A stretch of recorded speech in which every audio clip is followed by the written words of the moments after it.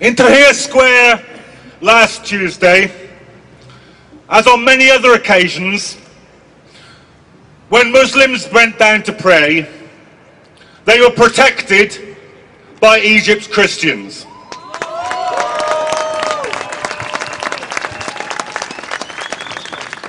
Tomorrow, I've just received this message from my friends in Tahrir Square right now.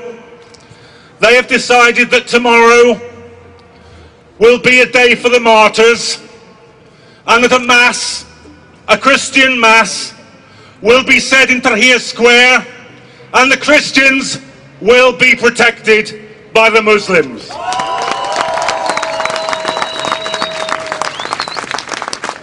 So my message to David Cameron today is this: don't lecture us about British values. I'm interested in Egyptian values. I'm interested in the values of the Egyptian revolution. It's no mistake, you know, that speech is made by Cameron today. Perhaps no mistake, it's made in all places in Munich today. Because the BBC rants this morning about the threat of the Muslim Brotherhood taking over in Egypt, and at the same time the Prime Minister of Britain is ranting in Munich about the threat from the enemy within. Now let's be absolutely clear. What every Muslim I talked to said in Egypt, what every Christian I said to talked in Egypt, what every socialist I talked to said in Egypt, what every trade unionist I talked to in Egypt said, this is a people's revolution against the plutocrats, the murderers, the torturers, the globalizers, the corporations. That's the revolution in Egypt. What incredibly brave people they are. What incredibly brave people they are. Organised so brilliantly. When I went into Tahrir Square, as Tarek said, there was cooperation between the army, at least some of the rank and file soldiers.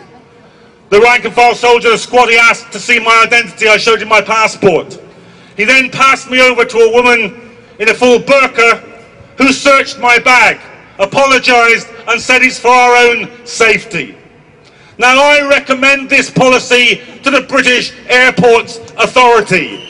I would feel safer if instead of searching women in burqas, they allowed women in burqas to do the searching. That would be a value worth having in Britain today.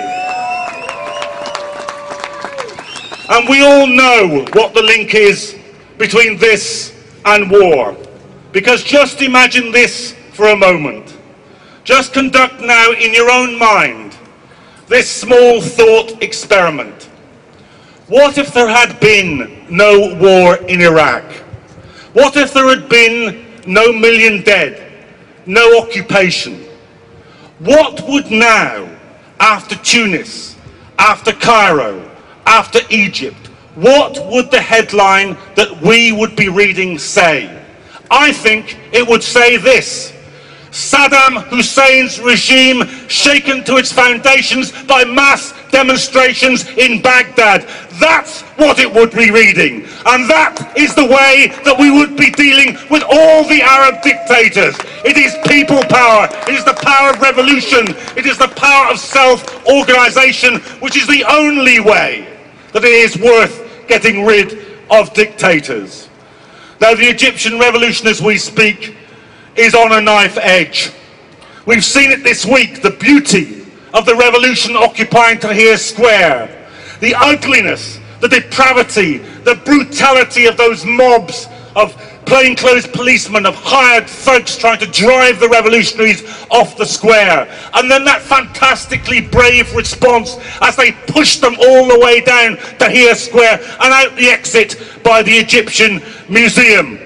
And then yesterday, the masses returning and holding the square.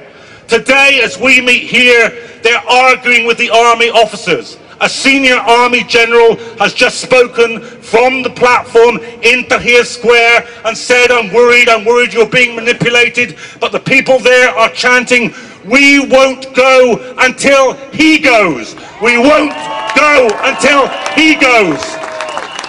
The soul, the heart, the existence of the Egyptian revolution is at stake, and every last thing that we can do, every last protest, every last meeting, every last letter, every last message, you must do it, because this revolution is a profound revolution. It can alter the whole imperial architecture of the Middle East. It can deal at one moment the single biggest blow that could be delivered to Islamophobia. It can give a beacon of hope to working people and poor people the globe over.